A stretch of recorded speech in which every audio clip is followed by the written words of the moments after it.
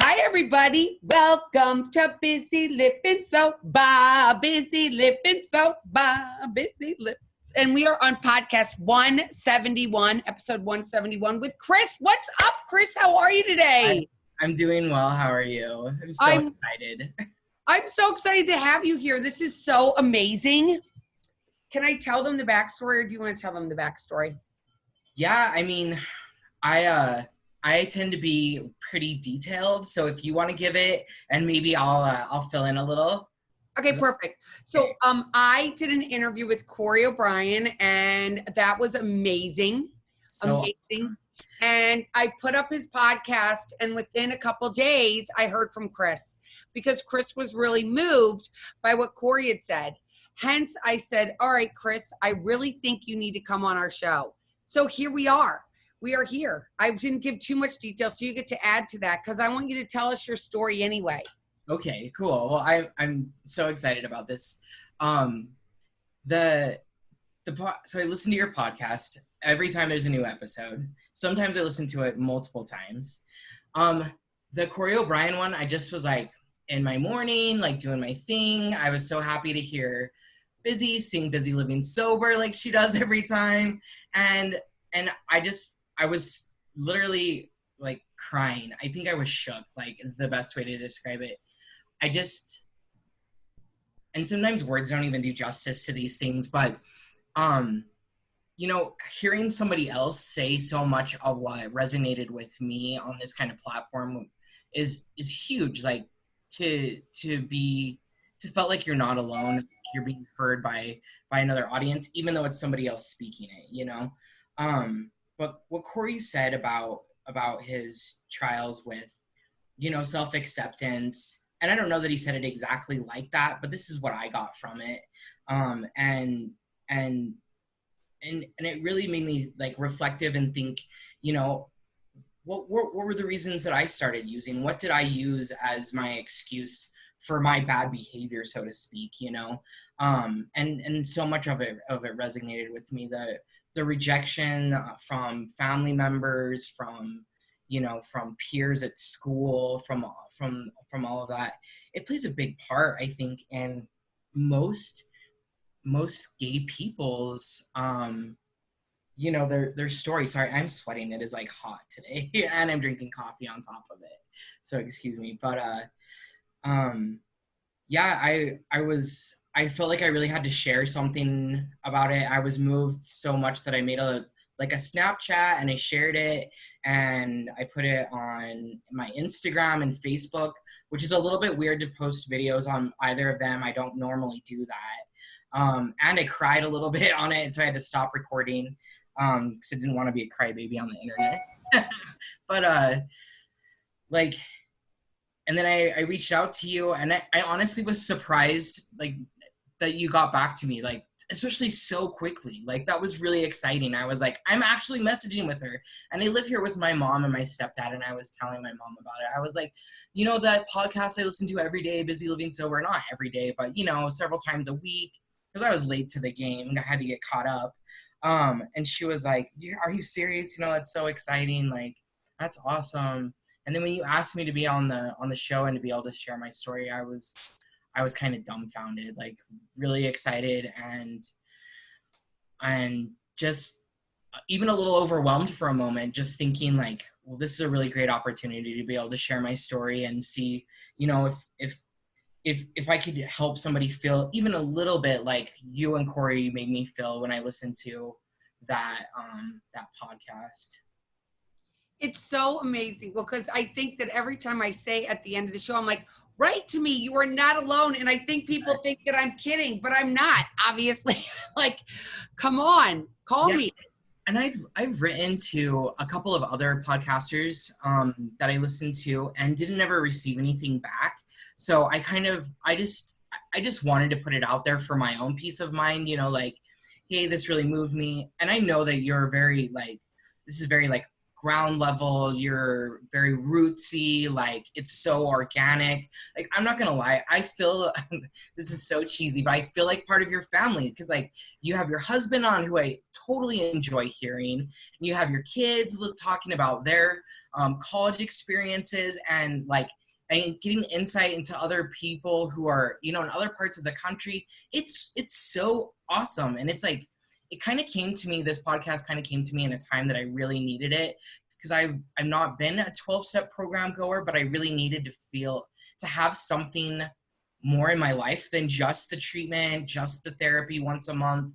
Like, that stuff is great. It's so good for me, but I need to have something daily, you know. And podcasts have been great for me. I listen to this one. I listen to one that's called Gay Dating Secrets, which is awesome. I listen to one that's called How to Stop Wanting Him Back, which is awesome. Like, and they've really become a foundation for me to get through the day, you know, and to find new ways to challenge myself, new ways to think positively, new ways to express myself. Like, it's been phenomenal for me. Like, technology has so worked in my favor through this sobriety process. Like, we have resources now that were not available to so many people before us, that we should really be utilizing and taking advantage of, because we're so privileged to have the opportunity to be able to do this. I mean, we're just two random people on opposite sides of the country who are coming together because of, you know, something that's floating invisibly in the air. Like, who would have thought that could be a possibility for us in the future? We're living in the future. Amazing. It's amazing. So will you tell us about your story? And you don't have to go in that deeply, but I know Great. that you grew up in, so do you want to tell people how you grew up and how you got introduced to drugs and what happened with your story? Absolutely. So I kind of moved around quite a bit when I was a kid. I lived in Southern California for a time, then in Washington State, just out of Seattle. And that's all kind of prior to like the real brunt of my story. But my parents divorced, separated when I was 12 or 13, and we moved to Payson, Utah, which is a small town. And that was, my world just kind of fell apart. Like, my parents split. I was coming to terms with my orientation. Like, we moved from the city to this rural place where I felt like an alien, you know, like there was nobody like me at school. And I got picked on quite a bit. And, you know, the first couple of years, I was actually really like a popular kid in school, hung out with all the cliquey kids. And I had told my best friend that I was gay in confidence, that he wouldn't tell anybody. And he told everyone. And so I got kind of bombarded with it at school. And I went from being somebody who was seen as one of the cool kids to a complete outsider. And so, I mean, the obvious choice was to start running with people. I had to find a different tribe, you know, and that was the outcasts. And what did the outcasts do? We smoked cigarettes, we smoked pot, we ditched school, you know, like we were mostly troubled kids. And, you know, through all of this, I never wanted to, I mean, nobody ever wants to be a drug addict or an alcoholic or whatever, but, you know, I partied a lot, and I always have you ever seen the movie Clueless? Okay, so there's a part where she's introducing Ty to the like school, and she's taking him around, and she's like, it's one thing to spark up a doobie and get laced at a party. It is quite another to be fried all day. Well, I use that quote all the time. Like that was kind of like my thing. Like I party on the weekends, I'm cool the rest of the time, you know, and they kind of pulled it together, and that kind of went up and down for years and years. And went to raves, was a punk kid, like all this stuff, and I wouldn't give any of that. I had some really amazing experiences throughout this, you know. Did drugs need to be a part of it? No, I know that now, but they were a part of my experience, unfortunately. Well, when I got to be in my 20s, I moved to Salt Lake City, downtown, and lived there, and really kind of felt free finally. Like I was able to be expressive of who I was, and, you know, really come into my own. And I was somewhat successful for what my situation was, and I was happy for a time, and was still partying though, and started doing cocaine on the weekends, which was a total slippery slope. That became became worse and worse. My drinking became worse and worse. I got into a relationship for about 6 years, and the boy that I dated, when I got with him, I was getting blackout drunk all the time. And he was not going to stay with me through that. So I stopped. I stopped getting blackout drunk. I would only drink wine and beer, and I would only drink a little bit. Now, he broke up with me, and my grandmother passed away, stuff that happens in everybody's life that's hard to deal with. And I just became this victim, you know? Everything was negative. I couldn't see the good anymore. My body was breaking down. I had been a runner who I would go running. I had gone from being 200 pounds to 130 through exercise, like, which was incredible. But all of that just fell apart. It just decayed, and my body was breaking down. I was getting kidney stones, and stopped running, and was depressed. And I was managing a restaurant at the time and working really long days, 12-hour days. And one of my coworkers who I partied with introduced me to heroin. And he said, just do this one time to help manage the pain, and you know, you're going to be fine. It's not going to hurt you. I knew better than this. I have friends who have passed away long before this from heroin use. I was so desperate. I thought, well, if this can help me get through the day, I'll try it, you know? And I did. And at first it seemed like it was the answer. That stuff brings you down hard and fast. Everything else I've done in my lifetime didn't mess me up like that. I lost my job, got arrested at work, lost my apartment, my house, my apartment, my car, sold everything I owned, was literally gone from having this good job, you know, and being completely independent to just being nothing, you know, and I hated myself. I barely made it. Anyway, it was the summer of 2018. I knew I had a really bad problem, and I came to a family member, my cousin, and I told him, you know, hey, this is what's happening. I'm addicted to heroin, and I don't know how to stop. Like, I can't, like, my body is chemically dependent upon it. If I don't do it, I can't go to work. If I don't do it, I can't get out of bed. It was terrifying. Like, I didn't know what to do. He got me a plane ticket, flew me out to California, and I stayed on his couch for 2 weeks while I detoxed. Now, I was just trying to quit heroin. I thought I could still do every other drug in the world, and I could drink still. So while I was there, I was doing, you know, I was taking copious amounts of Valium and drinking and just being an utter shit show, just trying to get through this, you know? And I told myself, like, okay, if this doesn't work, which obviously it didn't, then when I get home, I will get myself in a program. But I don't ever want to be one of those people who are a recovering addict. Like, I hated that. I did not want to be that. I hated the stigma around it. I could not digest it. Could not. And I got home, sure enough, within a couple of weeks, I was back at it. And I think that's actually when I got arrested. That is when I got arrested.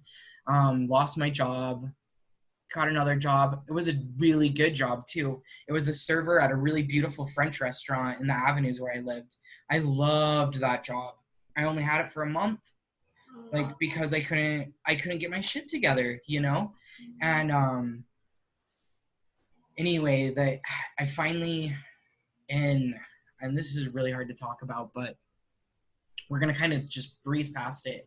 In April of 2019, I tried to shoot myself. And my friend that I was living with caught me. And some other things happened. My friend's parents, who I was staying with, asked me to leave. I knew it was die or choose to live and change my life. My mom I came out to her as, you know, as having this problem. She finally asked me, like, what the hell is wrong with you? Like, you've been acting crazy for years now, and you've never been like this. And I told her, and I devised a plan to get out and to get myself into treatment. And I made all of these promises to myself. And honestly, it's been a miracle. It's like ever since, you know, we are 6 days away from my year mark. Isn't that incredible? Like, And I'm like, it's like any day now. I'm so excited for you. right. I, it's kind of been, I don't want to say it's been easy for me, but it's been a lot easier than I thought it was going to be. And you know what is so the most empowering, beautiful thing about it is that I was so scared. And when I went back into the dating world, or telling people at work, or, you know, anything like that, I was like, how are they going to react? They're going to think I'm this crazy person. They're going to treat me different. Like, that is not the case. I have been accepted with open arms through the gay community, my work life, my friends, my family. That's not to say that there haven't been people who didn't believe that I could do it, who didn't push me away, because there's definitely been adversity there. But like, I would venture to say 90%, if not more, have just been amazing to me. Like, it's overwhelming. Like, it's so incredible, the positivity and respect and support that I've received. It's immense. It's beautiful. And honestly, even looking at the stuff that we were talking about that's happening in our world today, like, I take refuge in the fact that people are still going to come together. We're all going to love each other still. And this is temporary. And COVID-19, the president, all of that's going to move on. Like, and we're all going to be human beings and all still be capable of loving. And that's what gets me through the day, you know? But I hope that wasn't too long. Oh my gosh, that was so amazing. It was so amazing because you really touched on what we all go through. It's like we go to this place where we're feeling really down, and somebody introduces something. We're like, oh my God, that thing is going to make me okay. I'm going to finally feel okay. And then the problem is if we've that addictive gene, we become addictive. And then it's like, forget it. We're off to the races. And then you're like, I'm in this. How do I get out of it? The only way is either I'm going to die, which you touched upon, which was so moving, or I'm going to decide to change and I'm going to get out of this and reach out for help, which you did, which is so amazing that you called your cousin and you were willing to be vulnerable with him and say, you know what, here I come and I'm going to stay here, and then tell your mom and be like, I don't care. I'm just going to do this. Right. It's amazing. And you mentioned that you actually don't go to 12-step. And yesterday we talked about it a little bit yesterday. And I respect whatever way people works for you, because obviously it's working, because here we are 6 days, to your 1 year, which is just, I keep just wanting to go, I don't want to knock NA or AA or 12 steps or anything. I had a weird situation that happened to me when I was in my 20s with a friend of mine who was actually in heroin addiction, and I went to her with an NA meeting, and she was using with her people. And so that kind of thought made me think in my head, well, this could be triggering for me. Now, since then, I've talked to so many other of our people that are in recovery, and they've said, no, that's not the case. That's not how it is. It really depends on the group. You just need to find a group that you fit in. So I do have like a list of groups that I want to go and join. And that was something that was on my agenda to do. And then COVID-19 happened, and it was like, I don't want to go to my first NA meeting online. But something really cool that happened around my wanting to go to my first NA meeting, I was listening to Gay Dating Secrets, that podcast. And he said, when you're dating people, instead of setting up one of those dates where you go and meet for coffee, or you meet at a restaurant and it's all awkward and you feel like you have to it's too much, and nothing really comes from those. And I was like, you know what, he's right. Like, nothing really does come. So he said, next time you plan an event that you want to do, just invite along one of your suitors, you know, one of these men that you think about. So that day I was talking to somebody random that I was friends with on Facebook, and he was like, I noticed that you're sober, you post about it all the time, it's really inspiring, blah, blah, blah, which is incredible to hear that from somebody else, especially somebody that I'm interested in, you know, like that was big. So and I said, you know what? I want to go to this NA meeting. Do you want to come with me? You know, and he was like, yes. We didn't get the opportunity to go still, but like, how cool was that? 20 minutes after listening to that podcast, I was able to put into play what I had learned. Like, it just shows you like there's tools out there that we can use that are so amazing for us. And you know, if you're somebody who is like me in that regard, and it's kind of scary to reach out at first, start looking it up online, start finding your resources, start looking at podcasts, start listening in, just take those little steps, just a little bit at a time. And reach out, right? And reach out, which you did here. And it's just amazing. And life just keeps getting better. What else do you think attributed to you getting this year? Like, this is a huge, huge, huge deal. So what would you say to somebody who's out there and they're like, how did he do it? Like, oh my God, it's almost a year. Like, that seems like a really long time. So it's like, how did you even get that first day? I mean, were you in rehab for 30 days? I mean, how did it go? Tell us. So the actual like getting home part of it, getting on my path, like this, it's kind of intense at first. I had tried several times to get into this program, and it's called Project Reality here in Salt Lake City, and then there's one here in Provo in Utah County. And because I was on a benzodiazepine called Klonopin from my psychiatrist for a lot of years, and I took 3 of them a day to manage my anxiety, which BTW I don't take anymore, is amazing also. But they wouldn't take me because they won't put you on methadone or Suboxone or any of those things if you're on one of those, because it's a liability to them.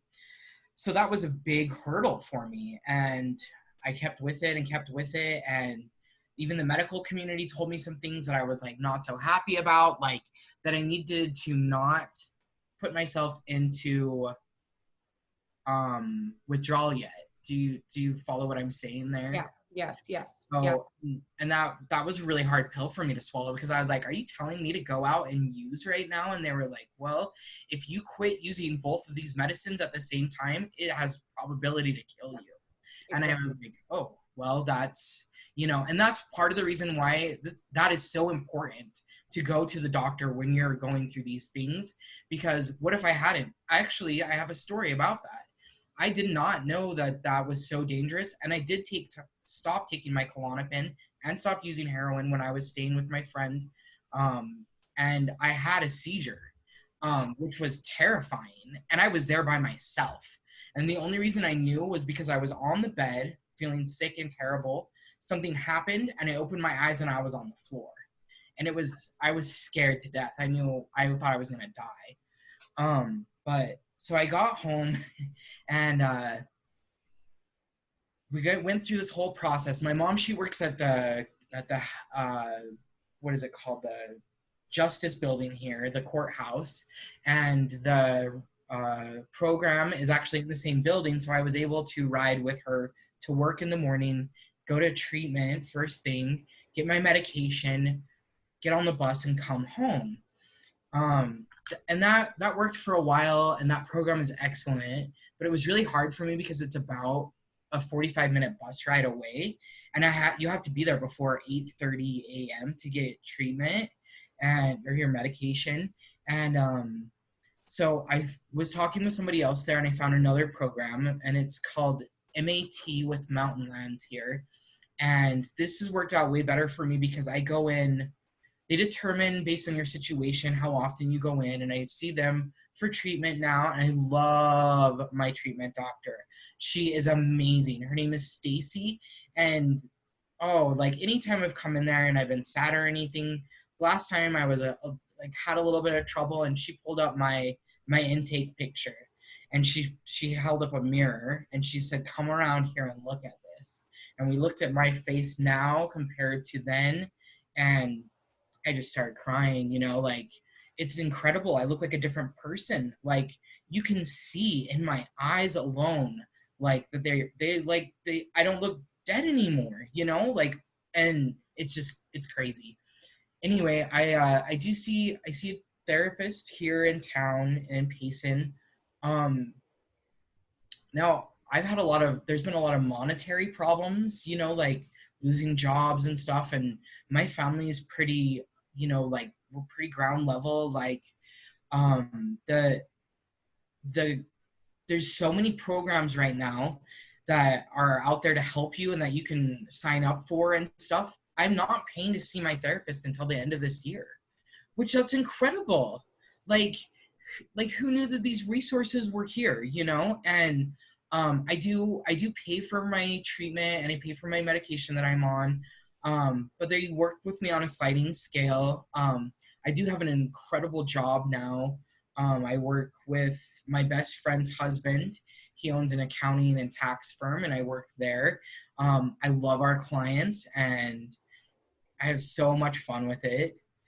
Um, I, yeah, and I've not really done much group stuff, which is something I really want to look into more. I think that something that would benefit me more is to find a group of people who can understand me a little better. As sometimes my friends and my family who haven't been through this kind of look at me like, whoa, what is going on here, you know? And sometimes you stumble into some memories that you need to process, like then, like I kind of was in denial about the whole gun incident until like 8 months into my recovery or so, and then I was like, whoa, that happened. Like I put that out of my brain, like, and I had to deal with it, and but it's dealt with now. I've processed it, and look, I mean, that was only a year ago, and look at where I am now, you know? Like, crazy big things can happen when you let them, you know? I would have really had to have fought to stay in addiction pretty much by that point. Like, it was really, my choices were, I mean, I could have maybe found somebody to couch with, but my choices were go stay at a homeless shelter or a park bench or get my ass in gear, you know? Like, And the fact that you chose the latter is what brought us here today, because life is all about getting busy, living sober, and having this life that's like amazing. And the joy that I can see in your face. And now that we're doing this video thing too, it's kind of fun. So people can actually see you. I want to go on YouTube and they're going to be like, oh my God, there's Chris. And he's totally relatable. I can totally relate to you. I love that. You know, I think it's really cool that you're doing the video thing now, because I haven't really seen you much before. And like I said before, I almost feel like a part of your family because, you know, like I listen to you so often, and you've had your husband on. What is his name? JF. JF? John Frederick. He goes by JF though, but his name's John Frederick. Gotcha. Yeah. I love hearing him talk too. I like it when your two's banter with each other. He tends to get you a little more vulnerable than you do on your own, and I love to see that side of you that's kind of a little more reserved. That's really cool and interesting. Yeah, I don't think that I realized the power of sharing until I stumbled across this podcast. Um, and you know, I keep coming back to this because it's been so big for me and so helpful to me. But like the tools that I've found, like thought work, and when I say thought work, I mean like, I don't know, it's kind of a whole thing. if you're into self-help stuff at all, like there's a lady named Brooke Castillo who has a podcast also that's called the Life Coach School for Life Coaching, I think is what it's called. But she has all these thought models that are super helpful for me to get through the day. And that the other one that was what is it called? how to stop wanting him back. That's really good as well. Just the self-talk, like being positive in your communication with yourself, pushing out those negative thoughts. We do have control over the way we think about ourselves, and we need to stop beating ourselves up. We need to be accepting of ourselves. That was something that I didn't even know about before, was self-acceptance. You know, like I just was so crucial of myself all the time and just beat myself up. It's so unnecessary. We're allowed to be human. We're allowed to have our emotions. Like anybody who's dismissing that, you don't need them. Just let it go, you know? Go on and do you. Like, reach out. I don't know. Be vulnerable, which Yeah. you have been today. And I have to thank you so much. I just love that. Oh my gosh, I'm so glad I got to meet you. I'm so glad you came on. Me This too. has been wonderful, Chris. And Thank you. you know, it's what Corey and I talked about. It's like nobody teaches you in school how to love yourself. Nobody says, oh my gosh, how do I fall in love with me? Yes. And that's what you're learning, and you're getting all these tools from different resources, and it's working for you. And I have to say, 6 days in advance, congratulations. Thank you. That's really incredible. Yeah. And can I put your email address if anybody feels like? Absolutely. Whatever information you want, you can put my email. If you want a link to my Facebook or Instagram, they're welcome to follow me. Like I try to keep my posts positive and upbeat, and I try to share my story there as well in case anybody needs to hear it, and I would be happy to talk to anybody who wants to conversate about where they're at, even if they just want to share, they need to get something off their chest, whatever. I love it. Like I love meeting new people. I love hearing stories. We have so much as human beings to share and grow from each other with, and we should really be utilizing that. Well, we did it today, and I'm going to share all this, and I am so excited, and it was so great meeting you. And until next time, everybody, keep getting busy, living sober. Bye-bye. Bye.